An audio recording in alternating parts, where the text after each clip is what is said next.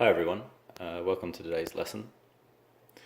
We're going to be looking at one-point perspective today, which ties in quite nicely with a few of our most recent lessons, particularly the stuff to do with urban sketching, where you'll find a lot of perspective, and particularly actually one-point perspective, as it tends to be very useful for street scenes, that sort of thing. So it's a pretty kind of simple, quite basic drawing concept, and does underpin a lot of different work that you'll do. The more sort of technical drawing you do, the more you want a reasonably good understanding of perspective, and one-point perspective is the easiest way to kind of get into it. Some of you may have watched other tutorials, and you probably find this pretty much is similar. It's a fairly kind of consistent system, but I thought it would be really useful for anyone who's not done that sort of drawing yet, to kind of learn about it, and it'll be really useful when you're doing a lot of your own work, whether it's sort of still life, interiors, or street urban scenes. So to begin with, I'm just going to do a sort of overview of the basic aspects and the process that you go through when you're doing a one-point perspective drawing. So if we do a sort of breakdown of our scene, as you look into the distance, there'll be a point in the distance that we call the horizon line. And basically, that's the point. If you looked really far in the distance, you know how you see a line where the sun sets? That's your horizon line, essentially. And it's just the horizon as the Earth curves away. It's worth bearing in mind that perspective is one particular system for arranging how the world works visually, and it's not definitive. It's just really effective for making something 2D look 3D accurately, and the relationships between two objects work accurately. There are more advanced forms of perspective that we'll look at in future lessons. There's 2-point and 3-point, and each of those modes of perspective is closer to reality. So one-point perspective is actually quite simple, and in a lot of ways it can be quite limited, but it's a good way to start learning how perspective generally works. The other thing that affects perspective systems is sort of the relationship, how close your objects are to the horizon line, and what we'll call the vanishing point, which I'll explain in a moment. You can create a lot of distortion, so we'll talk through that a bit more, particularly in the later lessons. You have to be aware of distortion. But to begin with, we'll just go through the basic elements. So this is our horizon line, so I'm just going to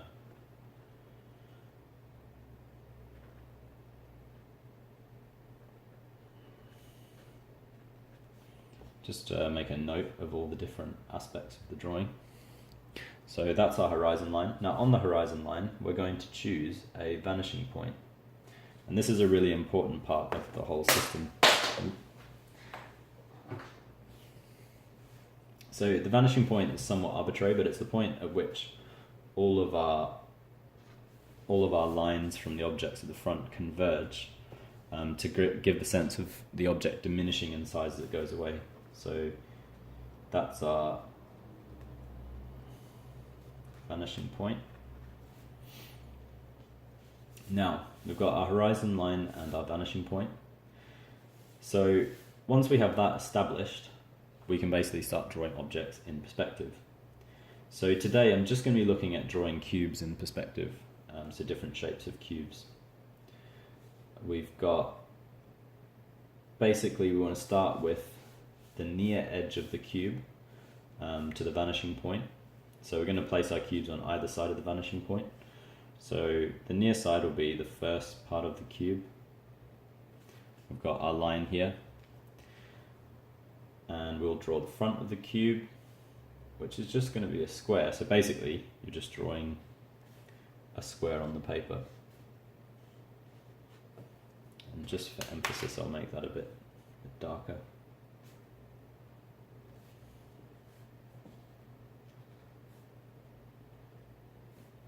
So that's our square.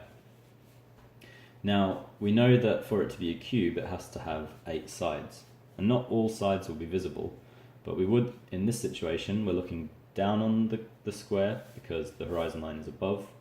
We'll go through this in a moment, but depending on where you place the square, you'll see different planes of the of the cube as you draw it. So we know that the top plane is going to be visible, and we know that this left-hand side plane will be visible. If the cube is opaque, if you can't see through it, that's all you'll see. So we're gonna show where the lines would connect, but we're only gonna go over, for emphasis with the thicker pen, those that are visible. So to start with, all I need to do now, if I get a straight edge to work with, I recommend using a ruler. You can do this by hand. It's a bit simpler when you're starting to just do it with a ruler. I'll use that slightly.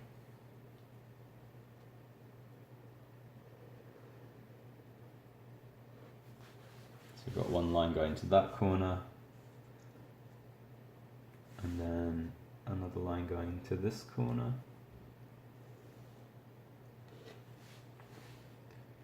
I might go get an actual ruler.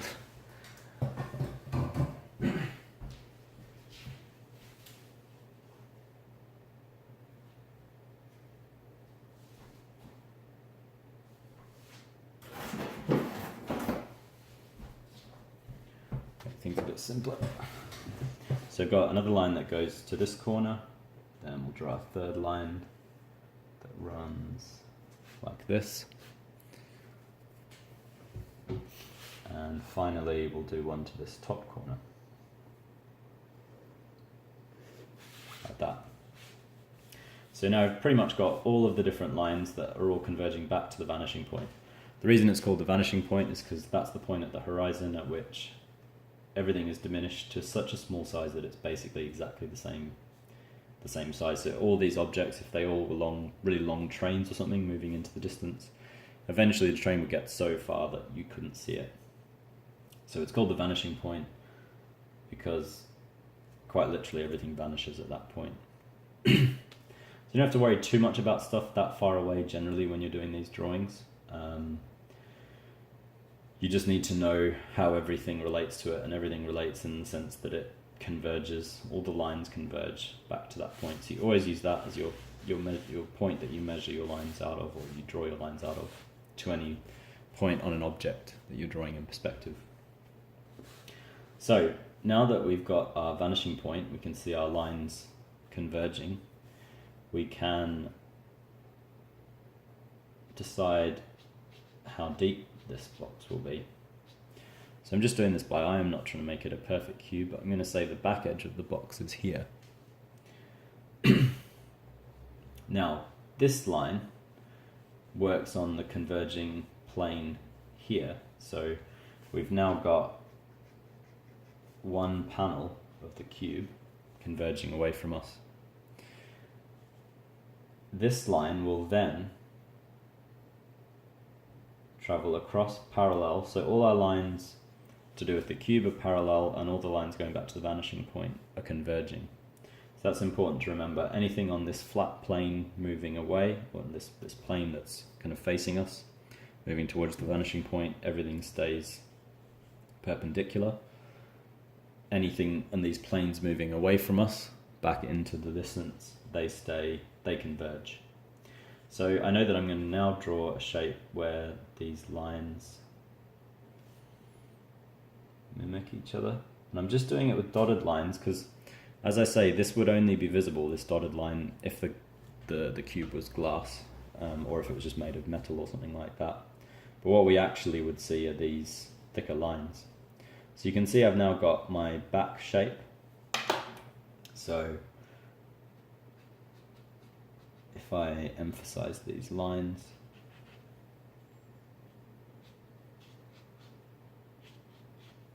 we've now got our cube. So basically, that's how you can draw any kind of cube or rectangular shape in one-point perspective.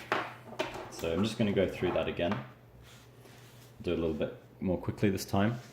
So I can do one that sits above the horizon on the right.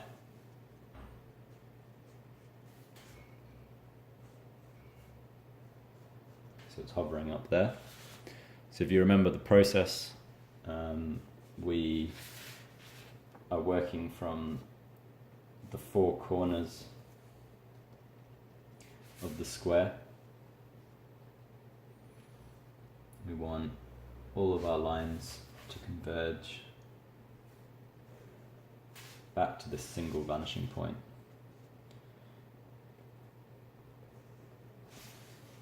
I'm working in pen to keep everything clear, but you can work in pencil, and at this stage you'd be working lightly in pencil so that you can subsequently erase. You can work in pencil, then work in pen over the top, then erase your pencil lines, and you won't have any of this working because it does start to get messy when you've got all these converging lines. So once again, if we go over this square,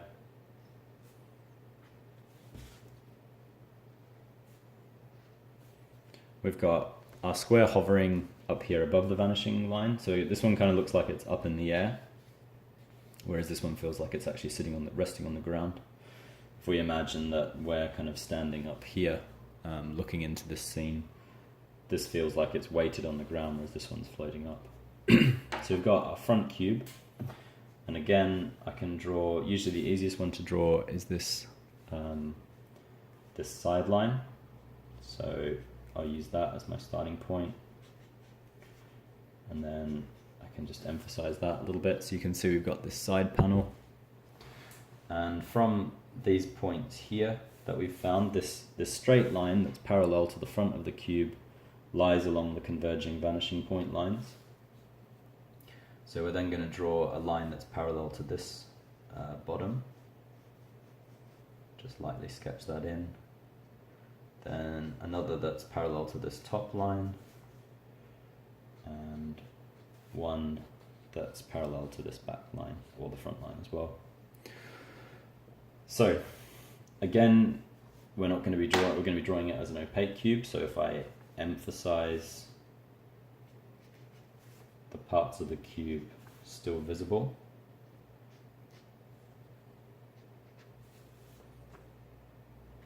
that's what we would see.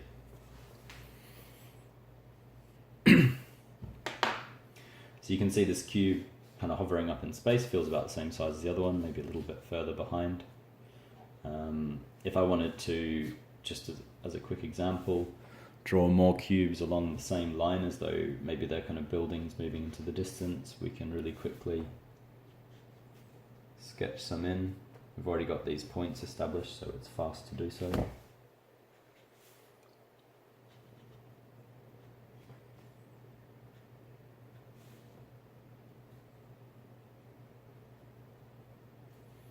So we've got these ones going back. I can go over and emphasize them again.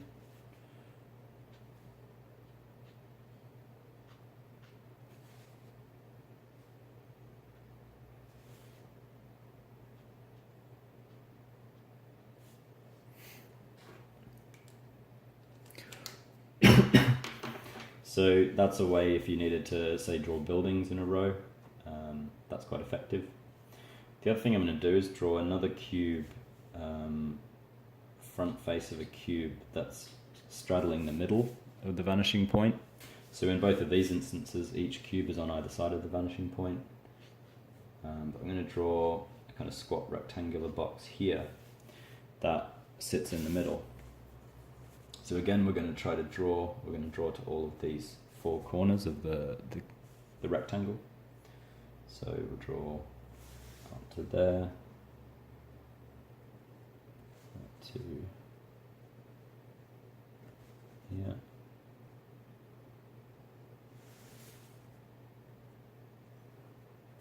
to there. So you see that you, rather than seeing the side panel, or the bottom and side, or top and side, what we're seeing is just the top panel of the cube, which will become clearer once I emphasize it.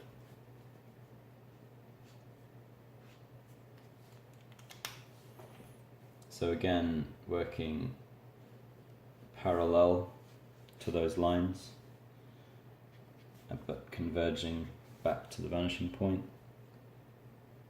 If I just lightly show where the back panel would be if it was transparent, just to give it some context. But the only visible plane will be this top plane.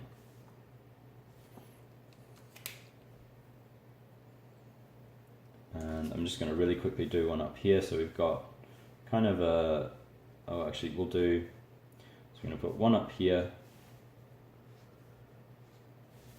one down here, maybe a little bit further away.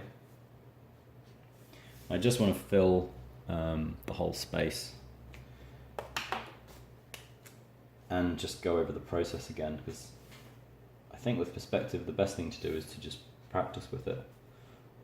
It's good that one point perspective is reasonably simple.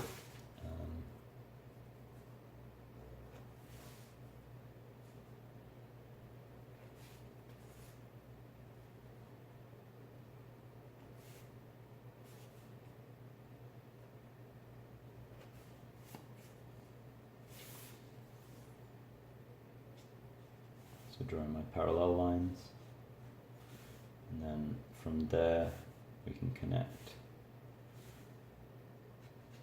our converging lines.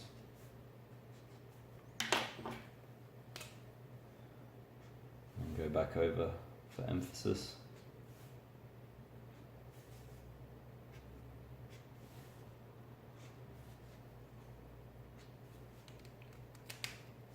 Quickly do the same thing for this one.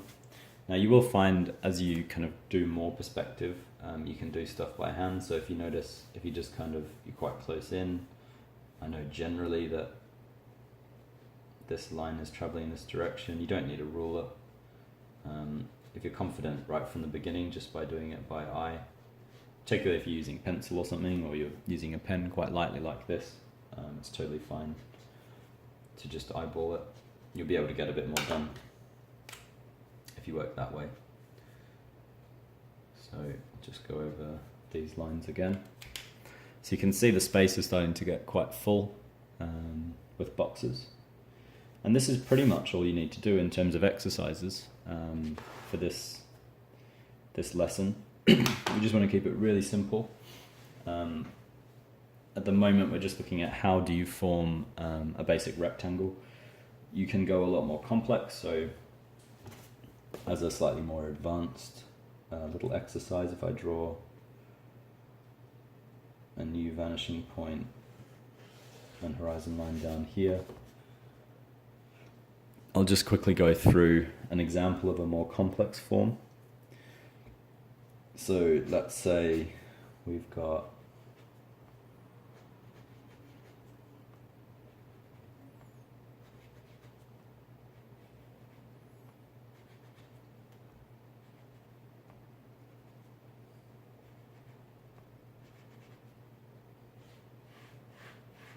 a shape like this, and we want it to move back in perspective.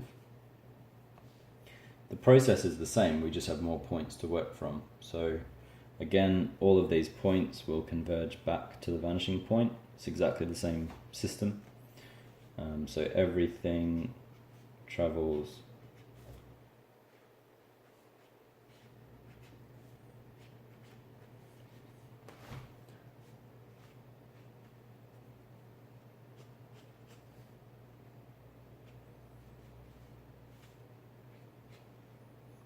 back, so you can see the form starting to emerge.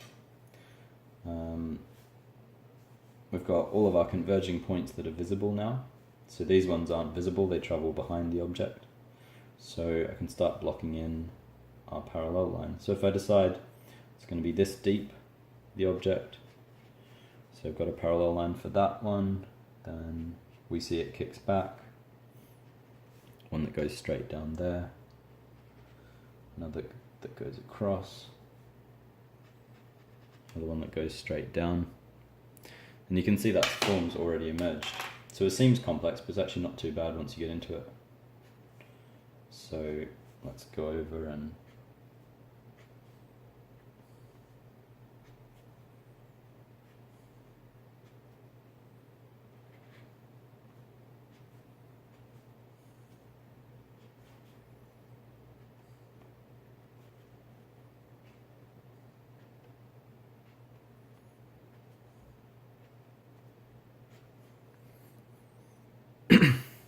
there, so we've got that complex shape blocked in really quickly. You'll notice the principles are exactly the same as when we were working from the cube.